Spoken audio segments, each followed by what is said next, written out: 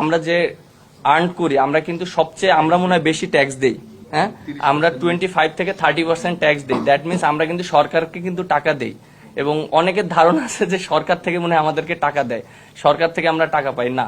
আমরা সম্পূর্ণটা ক্রিকেট খেলে, মাঠে ক্রিকেট খেলে সম্পূর্ণটা আমরা ওইভাবে টাকাটা পাওয়া হয়। এই জিনিসটা হয়তো ক্লিয়ার করা হয় না, আমাদেরকে অনেক ধরনের ভুল বোঝানো হয়। সো এই জিনিসটা সবার জানা উচিত।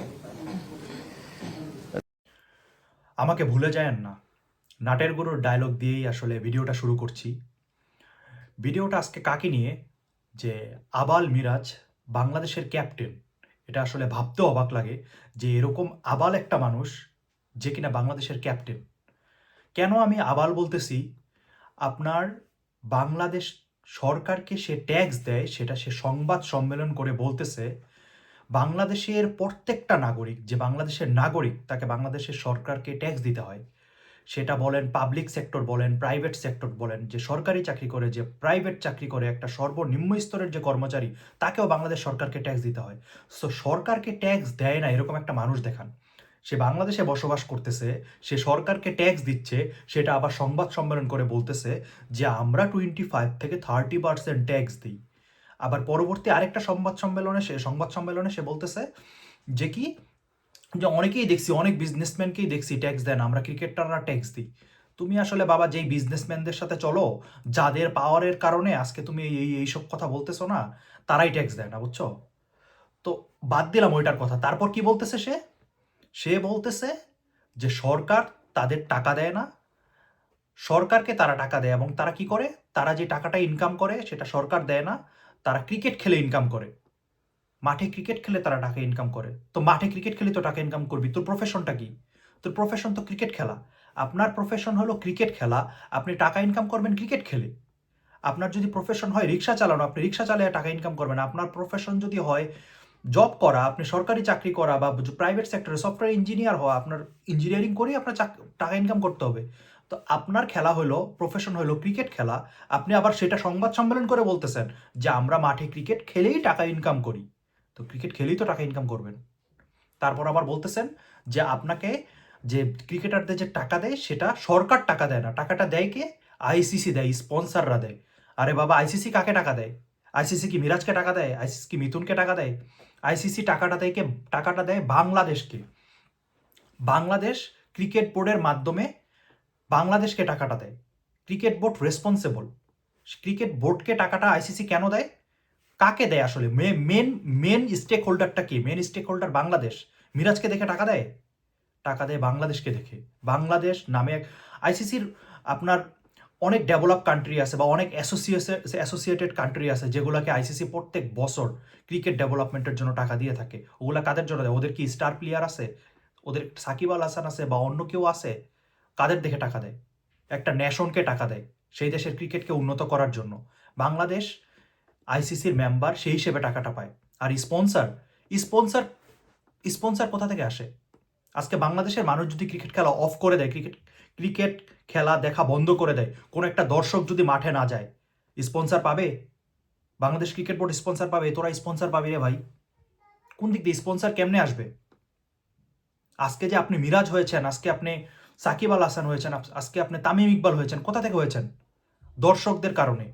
আপনি যে স্পন্সরটা নিয়ে খেলতেছেন, আপনার ঠিক আছে, আপনার স্পন্সর হয়তো বা আপনার ব্যাটের স্পন্সর, সেই স্পন্সরটা পাচ্ছেন আপনি কি ব্যক্তিগতভাবে, ব্যাটের স্পন্সর বা গ্লাভসের স্পন্সর, প্যাডের স্পন্সর, ব্যক্তিগত স্পন্সর। বাট সেই স্পন্সরটা আপনি কীভাবে পাচ্ছেন? বাংলাদেশের হয়ে ক্রিকেট খেলে। আজকে যদি বাংলাদেশের হয়ে আপনি ক্রিকেট না খেলতেন, আপনি ক্রিকেট খেলা ছেড়ে দেন, দেখেন বাংলাদেশের হয়ে খেলা বন্ধ করে দেন, দেখেন তো আপনাকে স্পন্সররা আসে কিনা। এখনই তো স্পন্সর ছাড়া ব্যাট নিয়ে নামতেছেন। স্পন্সরের কথা বলেন, টাকাটা স্পন্সর দেয়, টাকাটা আইসিসি দেয়, কাকে দেয়? বাংলাদেশকে দেয়। বাংলাদেশের জনগণ ক্রিকেট খেলাটা দেখে, দর্শক আছে, পপুলারিটি আছে ক্রিকেটের, সেজন্য আইসিসি টাকা দেয়, সেজন্য স্পন্সররা এগিয়ে আসে। আজকে রবি কাকে স্পন্সর করছে? রবি কি মিরাজকে স্পন্সর করছে? রবি স্পন্সর করছে বাংলাদেশ টিমকে। এটা বাংলাদেশ। আপনি বলতেছেন যে আপনার টাকাটা বাংলাদেশ দেয় না। আপনি কি বলতেছেন? যে দর্শকরা আপনাদের গালি দেয়, আপনাদের দর্শকের টাকায় তো আপনি চলেন না, আপনি টাকা পান ক্রিকেট খেলে। আপনাদের টাকা দেয় কে? স্পন্সররা দেয়, আইসিসি দেয়। দর্শকের রাজস্ব পান না, দর্শকের মানুষজন বলে যে আমাদের টাকা দিয়ে খেলতেছেন, এরকম পারফরমেন্স করতেছেন কেন? না, দর্শকের টাকা দিয়ে খেলতেছেন না। তা কাদের টাকা দিয়ে খেলতেছেন? আপনি যেই ছোটবেলা থেকে যে ক্রিকেট খেলে এখন ন্যাশনাল টিমে খেলতেছেন, সেই মাঠটা, যে মাঠটা ইউজ করছেন, সেই মাঠটা কোথা থেকে আসছে? সেই মাঠটা বাংলাদেশ সরকার, বাংলাদেশ ক্রিকেট বোর্ডকে দিয়েছে। এই যে আপনি মিরপুরে খেলতেছেন, এই মাঠটা কার? মাঠটা ক্রীড়া মন্ত্রণালয়ের। ক্রীড়া মন্ত্রণালয় কোথা থেকে আসছে? মন্ত্রণালয় বোঝেন, মিনিস্টারি বোঝেন, কোথা থেকে আসছে? আপনি বলতেছেন যে মানে বাংলাদেশের মানুষের টাকায় কোনো কিছু করতেছেন না। মাঠটা পর্যন্ত, আপনি যেই মাঠে ছোটবেলা থেকে খেলে বড় হয়েছেন, সেই মাঠটা পর্যন্ত বাংলাদেশ সরকার দিয়েছে। আচ্ছা ঠিক আছে, বুঝলাম আপনি বাংলাদেশ এর জনগণের কাছ থেকে কোনো কিছু নেন না, আপনি ক্রিকেট খেলে টাকা ইনকাম করেন, আপনার নিজের টাকায় চলেন, তারপরে আবার মানুষ গালি দেয়, সেই গালি খেয়ে আবার মানুষজনের, দর্শকদের সাথে ছবি তোলেন। খুবই মহান আপনি। আচ্ছা, আপনাকে যে প্রধানমন্ত্রী, যে শেখ হাসিনা, সাবেক প্রধানমন্ত্রী, আপনাকে যে বাড়ি দিয়েছে, গাড়ি দিয়েছে, এই বাড়ি গাড়ি আপনাকে কেমনে দিছে বলেন তো? কার টাকায় দিছে? শেখ হাসিনার টাকায় দিছে? শেখ হাসিনা নিজের পকেট থেকে টাকা দিয়ে তারপর আপনাকে বাড়ি দিছে? দালান করে দিছে আপনাকে। সেই দালানটা কোথা থেকে আসছে? ট্যাক্স দেন সরকারকে, সেটা আবার সংবাদ সম্মেলন করে বলেন। আসলে মানে বোর্ড ডিরেক্টর যেটা বলছে, বোর্ড ডিরেক্টর এরকম একটা দায়িত্বশীল অবস্থায় থেকে এই কথা বলতে পারে না, সেটা আমরা মেনে নিলাম, সেটা বোর্ড ডিরেক্টরের দোষ। বাট আপনারা সংবাদ সম্মেলন করে খেলা অফ করে দিলেন, তাতে তাতে দেশের ভাবমূর্তিটা কোথায় গেল? দেশের ভাবমূর্তিটা কোথায় গেল? আপনি খেলাটা বন্ধ করে দিলেন। ভালো হয়েছে, আমি বলবো যে এরকম একটা সংবাদ সম্মেলন দরকার ছিল। এটা না হলে এরকম যে একটা আবাল ক্যাপ্টেন বাংলাদেশকে নেতৃত্ব দেয়, এটাই তো আমরা জানতাম না।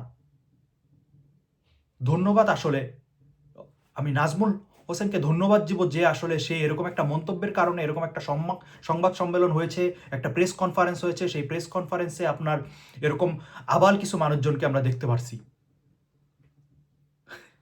ধন্যবাদ, ভালো থাকবেন। সো আসলে রাগটা কন্ট্রোল করতে না পেরে অনেক উল্টাপাল্টা কথা বলে ফেলেছি। আমরা আসলে দেশকে ভালোবাসি। যখন একটা বাংলাদেশের খেলা থাকে, সব কিছু বাদ দিয়ে যেখানেই থাকি, যেই প্রান্তেই থাকি পৃথিবীর, বাংলাদেশের খেলাটা দেখার ট্রাই করি। কি জন্য? দেশকে ভালোবেসে। আজকে আপনার বাংলাদেশের খেলা যদি না হয়, আপনি যদি বাংলাদেশের না খেলে অন্য একটা দেশের হয়ে খেলেন, আপনার খেলা কেউ দেখবে না। আপনি চিন্তা করেন, আপনার আইপিএলে বাংলাদেশের একজন যদি চান্স পায়, সেই ওই টিমের খেলা দেখার জন্য বাংলাদেশের প্রত্যেকটা মানুষ মুখিয়ে থাকে। বাংলাদেশের থেকে একটা প্লেয়ার যদি কোনো একটা আইপিএল এর টিম নেয় বা কোনো একটা যে কোনো ফ্রাঞ্চাইজি একটা টিম নেয়, সবাই আমরা ওই টিমটাকে ফলো করি। কেন ফলো করি? কারণ সে আমাদের বাংলাদেশকে, পুরো দেশটাকে রিপ্রেজেন্ট করতেছে সেখানে। আপনি দেখেন, আমাদের আমাদের সাধারণ দর্শকরা কোনোদিন বিগ ব্যাশ দেখতো? আপনার ঋষাদ হোসেন, আপনার হোবার্ট হারিকেন্স খেলতেছে, এখন আমরা বিগ ব্যাশ পর্যন্ত ফলো করতেছি। বিগ ব্যাশে ঋষাদ কিরকম পারফর্ম করতেছে, কি করতেছে, সেটা আমরা দেখতেছি।